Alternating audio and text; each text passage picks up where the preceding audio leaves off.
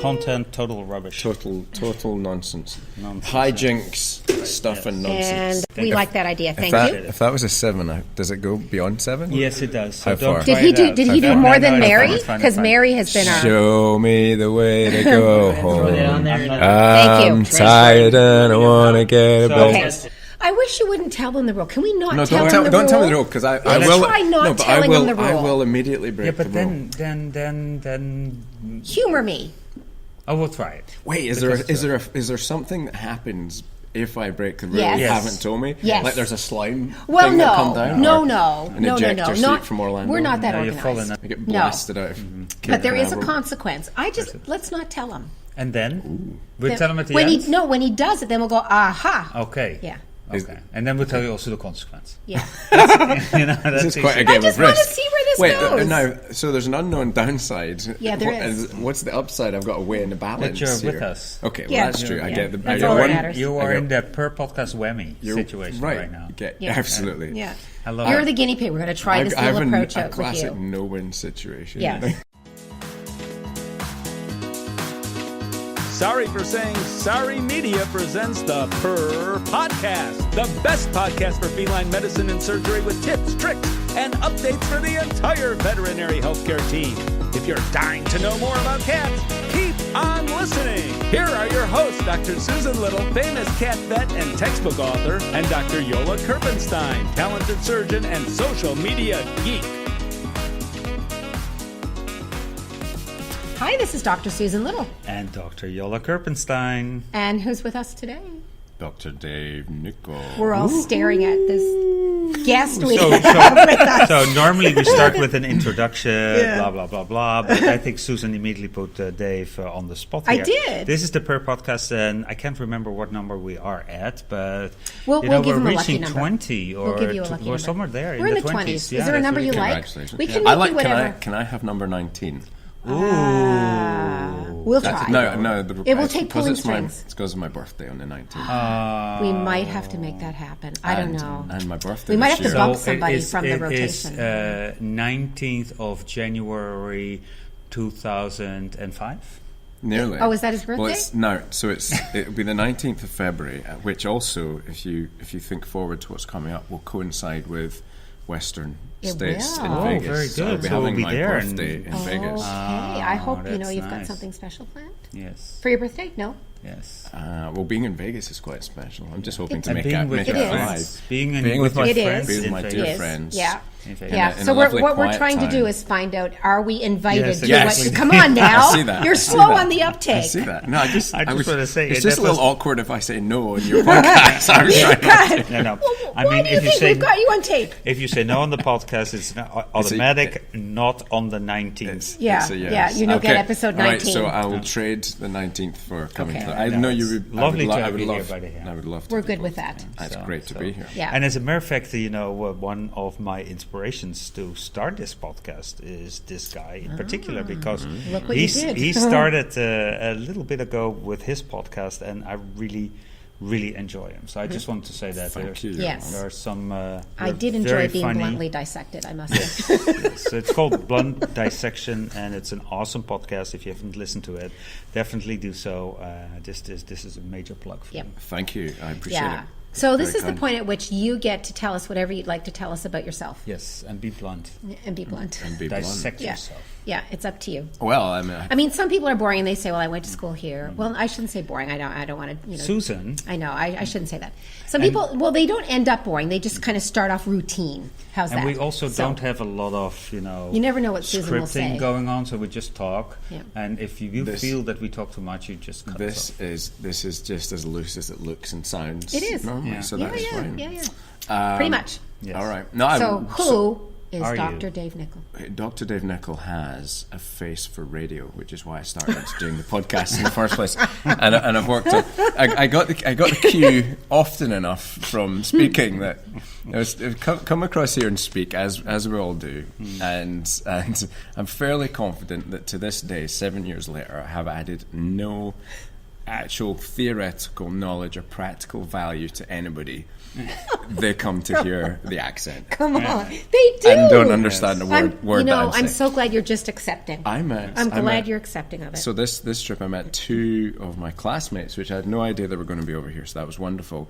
And one of them is she's from Orkney. Hi, Mary. It was lovely to see you. Mary. And she said.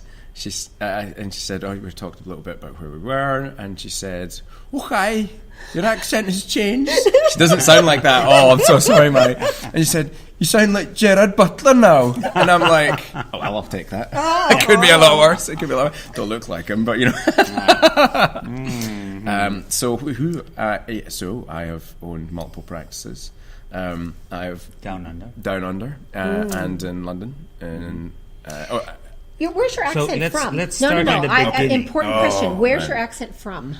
So I was born in Glasgow, but immediately my parents moved. My father got a job lecturing medical students in St Andrews University. And so we moved within a couple of weeks to St Andrews in Fife, which is about 45 minutes north of Edinburgh. Not Borough. Edinburgh. And so, we moved straight there. So my parents with Glaswegian accents, but I grew up on the east coast of Scotland, which has a Fife accent. And so I didn't really pick up either. I got a fairly generic regional dialect. Yeah. We're going to ask the veterinary kilt question later in the podcast. We're going to ask the which question? The veterinary kilt question. The kilt? There's a veterinary kilt question. Yes. Okay, I'm especially interested in the veterinary kilt question. I'm already intrigued and worried for the yes, and you should be. Of your podcast. Once I don't know what Yola's doing, we should all be fearful. No, indeed. I think that's where it gets fun. Yes, right? So, indeed. Yeah. How did you end up down under? That's a good question. So, I'd worked my way. Before we go there, did you have cats in your family when you were growing up? Because this is a feline podcast. No, I understand. So but I've now worked out the game. Feel free to make it up. Feel free to make it up. I had I had lots of animals growing up, and I had a mother who was terrified of cats. Remains terrified of cats and convinced they're evil creatures. So that was actually my modus operandi, because we grew up with the species that shall not be named on this podcast. You're too smart. It's like saying Voldemort, isn't it? It's a Potter fan, isn't it? It's exactly that. Right. So I grew up with one of them, and also a menagerie of other things, but not a cat. However, I got my first cat completely by accident. As one does. And it was a little kitten that I'd seen being admitted into the hospital, and it had a broken arm, just this little bundle of fur on the examination table. Looked at it and was trembling away, and it was a very bizarre couple in front of me. This very, he looked like a skeletal, didn't look healthy at all, fellow, brought this cat in, and this very large, muscular lady. You know the Jack Sprat could eat no fat rhyme? Have you ever heard that? I have not heard that. There's a nursery rhyme about them. Just saying. So I will Google that afterwards. And what happened? Well, long story short, this kitten had been abused. Oh no! And I convinced them to sign ownership of the kitten over to me, and not to me at that point, but to rehab. Turns out the kitten had its humeral condyle was just in a mess. Sort of T fracture would have been a really nice. Needed Yola. It would have been a nice description. It needed Yola. It got me. Yes. So this story gets quite funny because it got me. When it was a rescue case, my boss said, "Well, you can have a go at fixing it." And so me and another surgeon with a bit more experience scrubbed in, and we put some pins in there, and it was the worst orthopedic job ever. That's why I'm not an orthopedic surgeon. I'm scarred. And so we bandaged it up, thinking, that'll hold it together, because at the end of the day, it's a kitten and it's bound to work. Right. And then 3 weeks later, one of the actually right before the surgery, this is how he ended up my cat. My wife, actually my girlfriend at the time, came down, and I was my weekend on call, and he's in the kennel, and the nurses, bless their soul, this little kitten had given him something in order to keep him occupied. So they made a little ball out of some of the vet wrap and tied that around, and the little kitten that was trying to hit it with his broken paw just as my wife walked past, and she immediately fell in love, and that was that. So at that point there was only one thing happening. No, so we did the surgery. The surgery was a diabolical mess. I doubt even your amazing godlike orthopedic brilliance could have done a better job. It was effectively a bag of splinters instead of a joint, and so we put some pins in. After pins in, I love that description. Right, that's what we did. I still have the X-rays. You'd cringe. You'd probably strike me off immediately. It's not at the standard. Why of did we Utrecht. invite him for the podcast again? It's not a surgery topic. I've been asking myself the same question. Yeah, it's not about surgery. We're talking a cat. One of the pins emerged from the elbow and migrated out about a week into after the surgery. other leg? No, it was closer to the other leg where we positioned it. On the plus side, it was nowhere near the joint, so that was good. Migrated out, and I thought, and all of my friends decided this cat. He was dubbed tripod from the moment we got him home, and none of us expected the leg to survive. That he would keep the leg. Right, and then after 3 weeks, he started to wear bare weight. And he healed, and the only thing he couldn't do was retract his paw. Because somebody did something to his elbow. Well, I didn't break it. True. Right, but, and I spoke to my boss, and he said, "Oh, don't worry, as long as it can extend and land on it, that's what matters." And and so that's what he did. And as long as they can fly. That's cats. That's it. That's it. So I had him, and then in Australia, rescued another 2 kittens out there. So but just for the record, it probably is better to, if you have complicated fractures, to send it to an appropriate orthopedic There was no surgeon. money. There was no money for referral. It was that or euthanasia. Veterinarian. I was about 2 years out of vet school. There you go. Was spending all my money on Beer. Pizza. And pizza. At that point in my career, I said the pizza. There's another story about pizza. I had wine bottles in a wine rack, and I gauged my financial success by how many wine bottles I had in that rack, and there was not a lot of wine bottles in that rack that moment. So otherwise, I would have sent it. And so my boss was a very, very good sir. I was blessed to work. I wasn't blessed. I chose practices where there were people so much better than me, and then that's how I advanced in my career. Awesome. And how did you end up in Australia? So after that same practice, after 9 years in the practice, I was sent. At Her Majesty's pleasure. Apparently, after 9 years, they caught me and put me on a boat. There's a history here. It was a penal colony. It was a penal colony. Exportation. There is.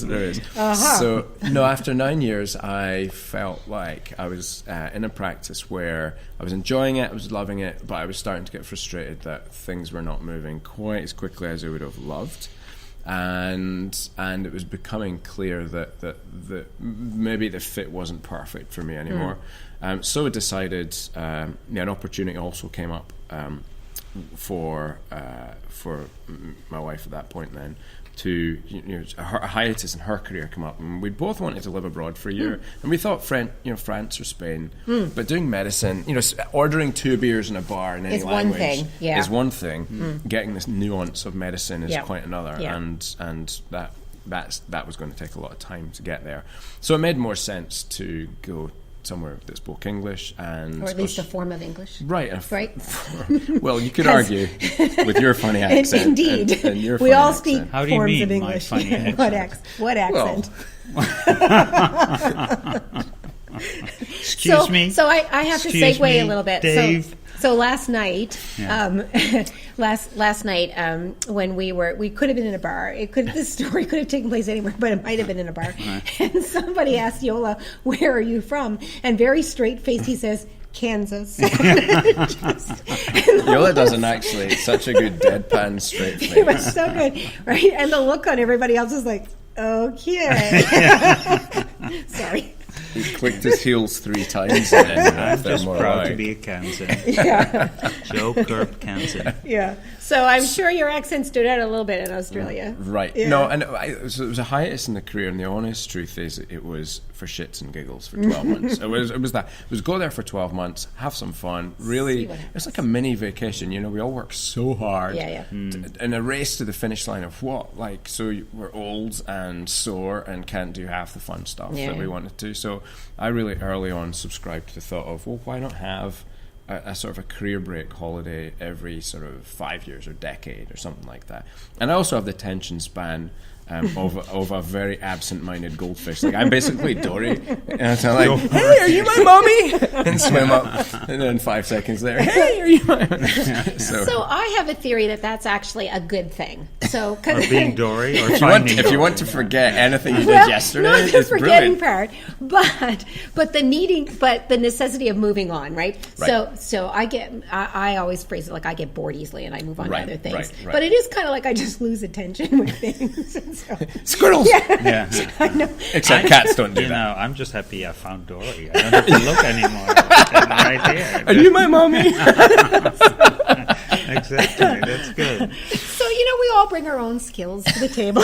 I know. By now, everyone will have worked out that there is no cat specialist in between. It's like, what is this? What is going on? Yes, exactly. Yeah. How many people are now switching off? You just killed your reader here. It's like, let's not broadcast that one. Yeah. We'd rather listen to like opera right now. It's not that bad. It's not that bad. Steady. Just want to go back to the dog kennel. So, listen general to practice in Australia? Yes. Yes. So general practice. So went for 12 months. Found a role. So did not have jobs when we left the UK. Getting job interviews in the high Andes in Peru. Yeah. Oh, yeah. Landed jobs between that and bouts of amoebic dysentery. Those conversations were fun. Right. Ended up in Australia and ran a small practice for 18 months. And really then that was great because I'd been working very much in a leadership role and doing everything, not everything badly, but outward success, inwardly dying and headed toward burnout very quickly. Yeah. Because I had the wrong paradigm, the wrong version of leadership in my brain at that time. So then I really set about learning how things could be done differently. I like that phrase. So it was that paradigm which many vets are stuck in, which is I have to be better, faster, stronger, smarter, louder than everybody else in order to command respect. And once I have that, then no problems will happen in my practice. And of course, by doing that, I hoarded all the tasks, and really that it was an exercise in ego more than leadership. And so I didn't have great relationships. I had some obviously very good and dear friends, but I didn't have great widespread team relationships. And the respect that I had accrued from, really the respect I got was by being a good vet. But not in the way I was treating people. And I was conscious that I could do it better. I just didn't know what to do at that point. So when I moved to Australia, that was a nice break. It was going to be a year of just like, let's just go out there, not worry about anything like that and see how it goes. So then I started writing my blog to keep in touch with, I'd started doing consulting. I had a little 6-month hiatus period before I went out there because of the way visas work. And I started doing some consulting and business consulting when I was in the UK. So then that was going well, and that looked like that might have some legs. So I started writing the blog. So that was where the hamster wheel blog came from, just to keep in touch with the UK market. Okay. And so I'm out there, and about 10 months after writing the blog, and I'm starting to post posts onto this website I'd never heard before called DVM360, where you could post your own posts up there. So then I get an email out the blue to say, oh, by the way, really like your content. Would you like to come and speak at the CVC? And I was like, holy CV1? shit. Which CV? Do you remember which year? 2011. It was in the National Harbour. So that was the first time I spoke. That may have been the first time I saw you. It may have been. 2011. I was at the beginning. So I didn't even know. That's Wow. how we started. Cool. And so I did that. But also what was also happening in the background, I'd accepted a job to come back to the UK and run a very large group of practices and be really the chief veterinary officer is probably over egging the pudding. I don't know if that existed, but more of a performance coach and in the clinical side too, and a business development manager within this practice, but to be the number 2 in the business. And it would have been a fantastic opportunity, and it would have been great. But the second I said yes, I knew I'd made a mistake. Felt wrong. Like inside. Yeah. I knew that was the wrong decision for me. And fortuitously at the time, my wife also was offered the head of marketing for Microsoft in Australia. So that's not the sort of job you don't really sneeze at it. You don't sneeze like that. So then we decided to stay. And in that moment, I quit where I was working and decided, okay, it's time to do it for myself. And so that was in early at the start of the year, really the January that we made those decisions. I flew back to London to tell the guy who had accepted a job. Yeah. 'Cause he was and is a dear friend and a great mentor for me. So I flew back to tell him and apologise and square that away. Then went back and started looking for practice. And actually, the interesting tie-in here with CVC was I was kind of stressed because it was the first big speaking event. I'm doing 6 hours, and I'm like, every speaking event up to that point has been like 40 minutes long, and you could rehearse. Yeah. And you could know every line that was coming. Yeah, that's right, because then they say, just one, They say, and I just published my first book on marketing, The Yellow Pages Are Dead, so they reached out and they said, hey, we want to come and talk about something. What do you got? And I said, digital marketing. Love to come and talk about it. And they said, yeah, we got somebody for that. What else? I'm like, so I said, performance management, which I'd done, and I knew I'd done great, but that was what I had. And they said, awesome, we'll take it. And I said, how long do you want me for? And they went, 6 hours. And I went, sure, great. And I went, and that's the moment you know inside that you may have made the wrong decision. Well, I think that's a stretch, comfort stretch, panic mode moment there, and so I stretched and here we are, and well done. But what was interesting was a clinic came up for purchase, which I was looking at the numbers and I was, I'm not so sure, and then because I was doing the 6 hours of content, I got a little overwhelmed, and I actually said, look, I'm not sure. I met the guy and I said, look, I don't have the capacity to make a good decision right now. So rather than rush in and do something silly, which I don't really feel I'm across, I'm going to say no. So good luck to you. I hope you make your sale. Came over to CVC and met, I met so many people. I was blown away by the energy, I felt so positive about business after that conference. So although I went and lectured people and they were all like, thanks for coming so much, I'm like, are you kidding? Like, I learned so much. And in that moment I committed to coming here every year, whether I was going to be paid as a speaker or not. I would be coming to learn, engage, network, and the great thing was I could circumvent the way information seemed to travel around the world. So start here, move over to Europe and UK, and then eventually make it to Australia. So I was able to bring, when I eventually bought my practice, bring a lot of technology directly to Australia and much far ahead of the curve, which was great.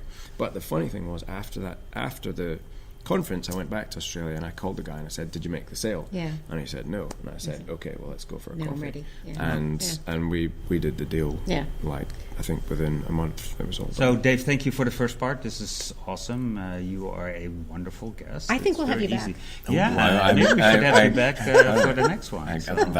In 2 weeks you'll be back. I feel very honoured. Okay, that's good. I'm glad. We shared well, so share far we wouldn't know what to say if you declined. So far nobody's declined, right? We don't have an answer. That would be awkward. It would be. You're already coming to my birthday party since we made the deal on the number. So we're good. I could not decline. Thank you. Thank you. Thank you so much. Thank you. The opinions of this podcast are those by Dr. Susan Little and Dr. Yola Kerpenstein. Veterinary medicine is a complex profession, and often there are multiple diagnostic and therapeutic options for different disease processes. If you're a pet owner with questions, please go to your local veterinarian. If you're a veterinary professional, ask your questions on our Instagram page @PerPodcast.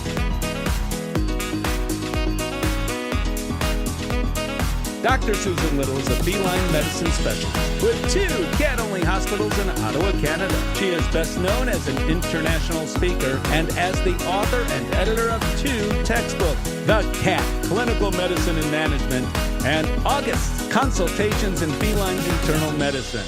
Along with 3 cats, she also admits to owning 2 dogs, and you can follow her on social media with the handle @CatVetSusan. Dr. Yola Kerpenstein is a diplomate of the American and European College of Veterinary Surgeons and a big cat fan. His specialties range from surgical oncology and reconstruction to minimally invasive surgery. He is the author of 2 textbooks on basic and reconstructive surgery.